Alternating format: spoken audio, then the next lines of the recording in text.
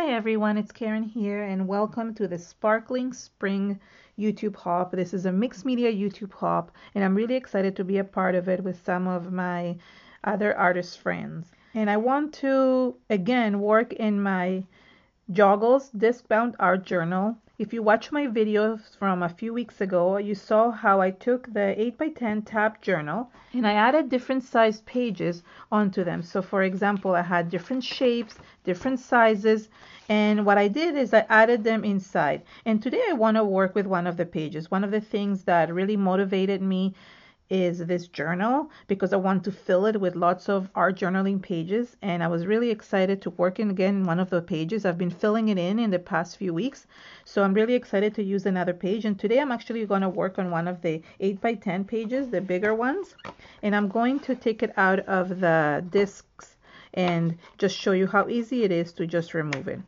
That way you can work on it on a flat surface and not have to work inside a very bulky journal.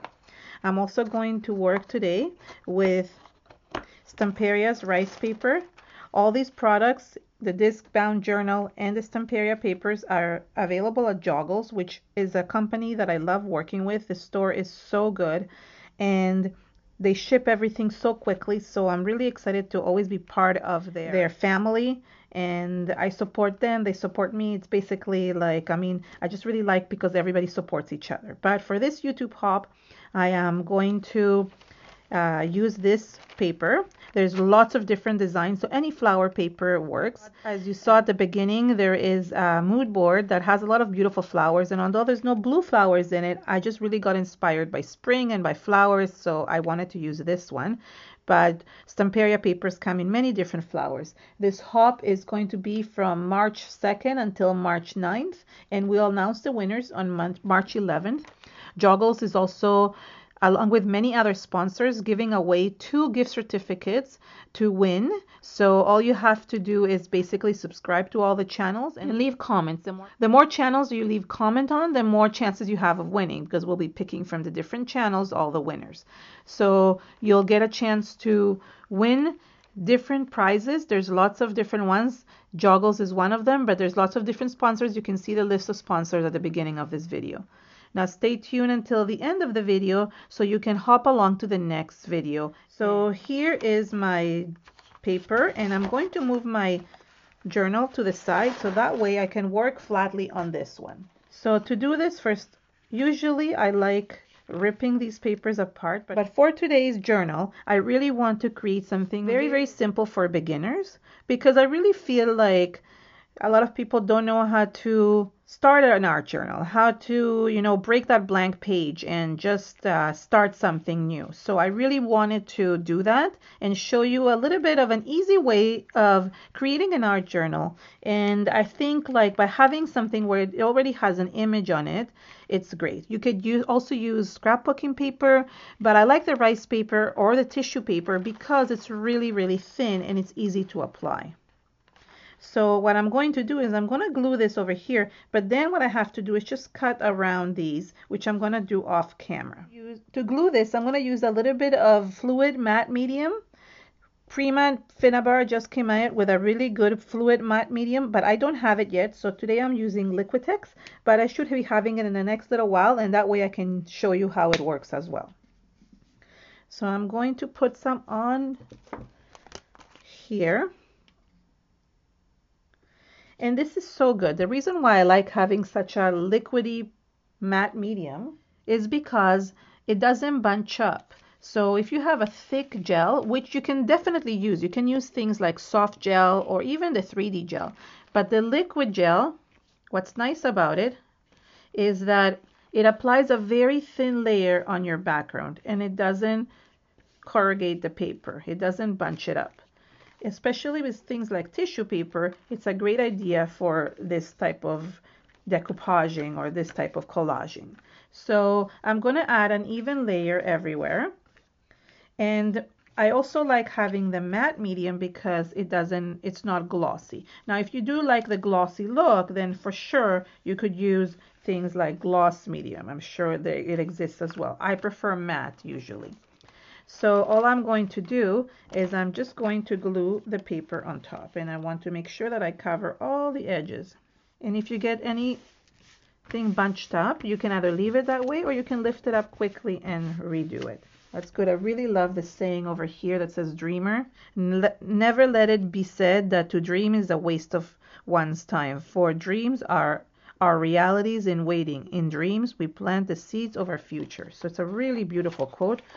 And what I'm going to do is I'm going to, with any paper that you put, especially the rice or tissue paper, you want to seal it, because if you add any more mediums onto the background, you want to make sure they don't ruin it. So all I'm going to do is give a really good thin coat of the matte medium. This is the reason why I love matte medium. I mean, if you're just gluing it underneath, it doesn't really matter. Nobody's going to see the medium. But if you are going to do it at the top, then you definitely need to figure out if you want to have glossy or matte. And that's a great thing to choose when you're buying mediums. And you can watch one of my videos on the different mediums, the gel mediums that exist, and that will explain a little bit better what I mean. So I have lots of videos on the different mediums that one can use for mixed media. So that's something that might be worth going back to my channel and watch. So here is this. I'm going to let this dry. I can heat set it as well. And then I'm just going to cut around, and I'm going to make sure that all the corners are thoroughly glued. And then I'm going to add the second layer. So all I have to do is just add the heat tool until it dries.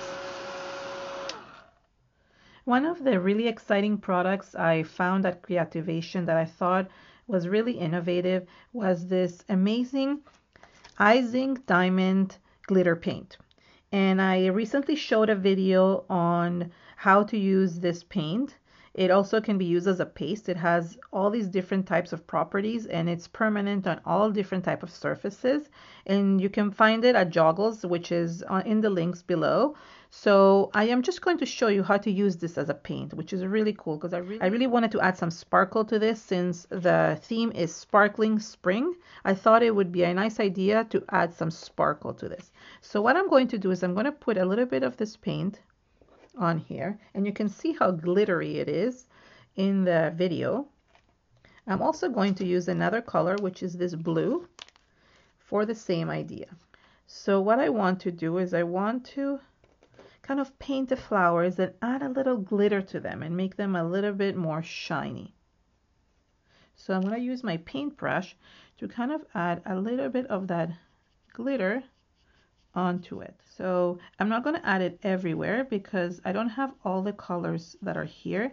Plus I don't want glitter everywhere. I just want it to just kind of shine in the light edge, in the places where there's light in the flowers.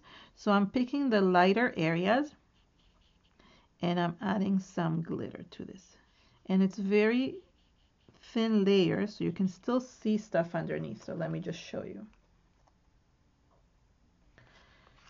It's very, very cool because you can paint this, but you can also use it as a paste, which I will show you later on because I want to add some more stuff onto this.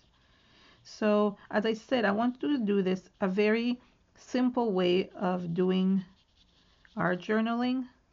I mean, you don't really have to do much. All you have to do is just find an image that you love and use it for the background. And that's just art journaling. And what's nice about it is that it makes you feel good and it makes you create art. So here's the full flower. And you can see how glittery it is. Yeah, it's a perfect touch to everything. I'm going to do this one now as well. And it's basically just painting. So as I said, I'm only going on the lighter areas and leaving the darker areas to create those shadows because I don't need it there. So here's the other one. It's hard to see there it is. And I'm going to do the one at the top here. Now I might have used a little bit too much paint. I might have put too much paint, but the nice thing about it, if you don't cross-contaminate it with the other colors, you can put it back even in this really cool thing that makes me think of applesauce, but you can put it back into this once you're done. Okay, so here's the third flower. Now I'm going to add a little bit of the green onto the other. So the green adds the green glitter onto the stems, which makes it look really, really pretty. And again, I'm not adding it everywhere. I just want it in certain areas. Now, I also have a clear color, which is called, let me think. Oh yeah, it's clear. It's basically clear. It's a glittery clear, and I'm going to use it for the white flowers. I'm going to use my other paintbrush for this, just because I don't want to contaminate the color, because it's just basically white. And what I'm going to do is I'm going to use it for these. So these would also have shine, but they will not have as much color. It's hard to see with this one, but you can see that the glitter is there. I might add a little bit more. It's hard to tell because it's see-through, but the glitter is there. I love this paint because of that, because you can really create beautiful glittery effects on the background. I might add a little bit of green here as well. Okay, so there we go. We have the flowers. And now, with the leftover paste that I have here, I'm going to use it through a stencil. Okay, so the nice thing about this paint is that it actually dries really quickly. While I was looking for a stencil, this paint dried super, super quick. Now, this stencil is from Joggles. It's called Layered Blocks. And I was really trying to find a stencil that will not have too much on it. And although this looks like a really busy stencil, I actually just want to use pieces of it to create some markings here. Now, I could go with a marker and create markings, but I thought it would be nice to show you how you can use this glitter paint through the stencil. So I'm going to basically place it in different areas on my layout. So for example, here, I really like this little bit. So I'm going to create a corner over here using some of this stencil. So I don't need to use the full stencil. I can just use part of it. Now I'm using my silicone brush and I'm going to apply this through my stencil. Now you want to be very careful just to make sure that it doesn't run underneath the stencil. The other thing you can do is also combine two different colors of this as well. So I'm going to add a little bit of this one and also a little bit of the green. So it will be a combination of colors. So there you go. Now this is one side, and then what I'm going to do is I'm going to, let's say, add a little bit over here, for example. And then I can always move the stencil and add in different areas. You just have to be careful not to overlap things. So that way you're creating markings. So this one I'm going to let dry while I work on the other side. I'm going to do some over here at the bottom as well. There we go. And now I'm going to be careful on this other side to do some markings as well. So some over here and maybe a couple, maybe going in this direction. So let's see, what else can I make? I have to turn it around so I can create some more. I think this one maybe I should remove. I want this pattern, but I don't want it to go on top.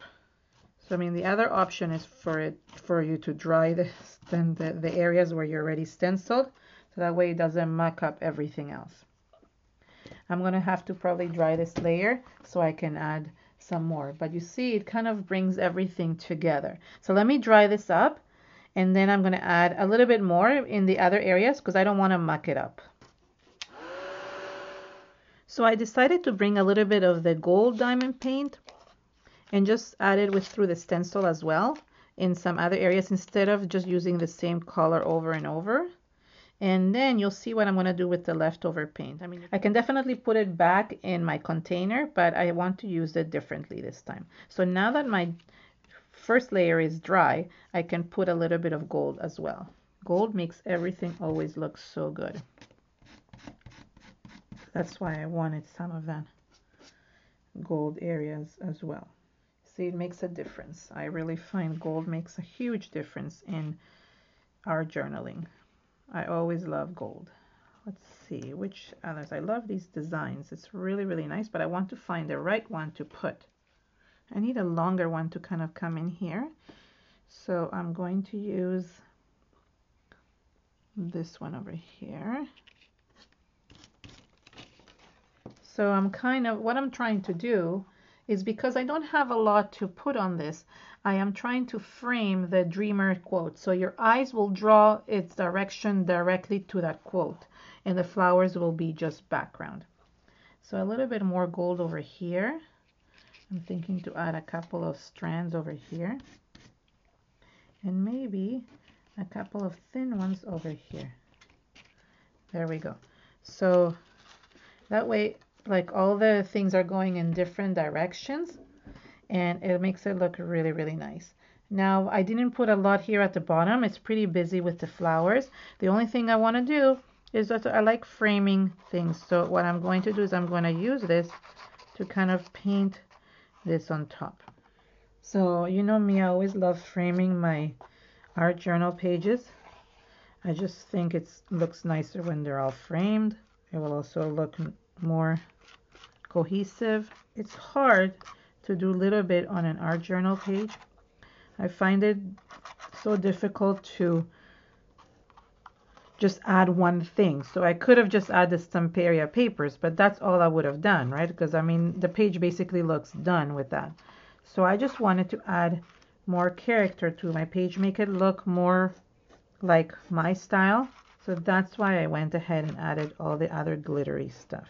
And I've cut slits here everywhere, so I could definitely put it back in the journal. It's not going to interfere with that. And if I don't like it, let's see if this can be removed. Yeah, because it has the gel underneath, I can actually remove this. I'm not sure if I like that. Yeah, that's better. So I think it's pretty sparkly, don't you think? I mean, I might have added a bit, maybe too much of stuff, but that's okay.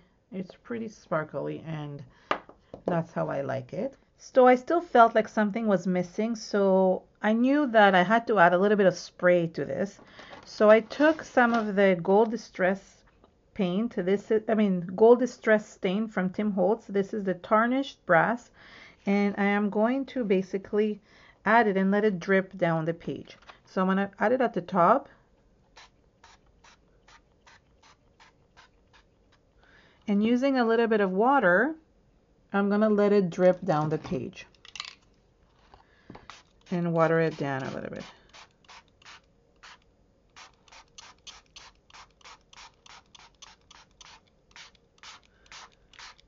The nice thing is that I have the matte medium underneath, so I can easily pick up whatever I don't like. And this is more my style in terms of the distressed look that I like on my pages. I think they make a big difference, but you can definitely skip this step. You don't have to do it. So once I have it like this, I don't want it so much on my flowers, so I can just dab it out and pick that up. But I have that really nice stain in the background,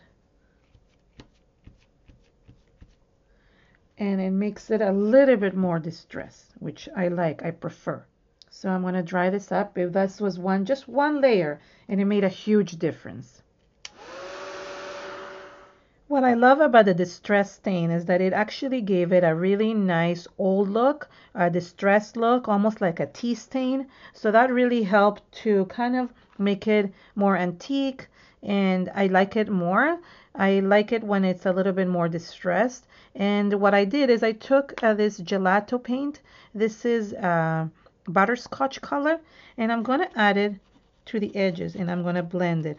So that actually will just kind of go on the same theme of having it all very distressed. So I'm just going to add it all the way around, and then I'm going to basically use my finger to blend it. Now you can also use a paintbrush to blend it, or a wipe. I just like using my finger. I find it easier to do. And this will give that distressed look as well. So it will help kind of bring it all together. So I'm combining two things, which is doing it distressed but also glittery. So whimsical and distressed at the same time, if that makes sense. Because I do love both things. I love whimsical and I love distress. But I think I like distress a bit more than whimsical. So that's why. And the gelatos are really easy to use. So it really like brings it all together. So the whole key of art journaling is kind of, with any project, not only art journaling, is kind of focusing on something, like having a focal point. And for me, that is this quote. So everything that I do on my art journal is to kind of make it focus on this one main quote, or in the focal point. So as you can see, all the direction of all my either distress or the lines or the flowers, they're all kind of meeting at this point, which is my focal point. Your focal point could be anything, could be an image, could be a flower. So that's just kind of focusing on that, figure out what's your focal point and how to draw your eye towards it. So that makes a difference, because you can see here that now your eyes are kind of focused on this dreamer quote. And that's something that you learn with time. It's not something that you learn on the first time, but by watching these videos, you can really learn these small tips that make a difference on how things will look later on. So here we go, is my final product. It's a distressed look. Oh, the only last thing I want to do is I wanted to add some splatters, and I took some distressed picket fence. It's a white spray, and I thought to add some splatters to the background. But this time I'm actually going to open the jar and I'm going to just splatter here in the back. And this is perfect because it really adds a little bit more character to it. There we go. And that's it. That's my page. Now I'm going to dry this and then I'm going to show you how I put it back into my art journal. So here's my art journal, and all I have to do is just pop these pages back in. And it's really easy. Even though I even covered them, I made slits so they could fit perfectly in there. So you just put them back in. And that's it. And that way you have a page in your journal that you don't have to crinkle or make a mess of, and then you can fill in the other pages as you go. So thank you so much for joining me today on the Sparkling Spring Mixed Media YouTube Hub. Please share this video with anyone on social media. If you like this video, please give it a thumbs up. And then you can go ahead to the next video and hop along and you can win some amazing prizes. So I hope you liked my art journal page today. Thank you so much and have an amazing day. Bye.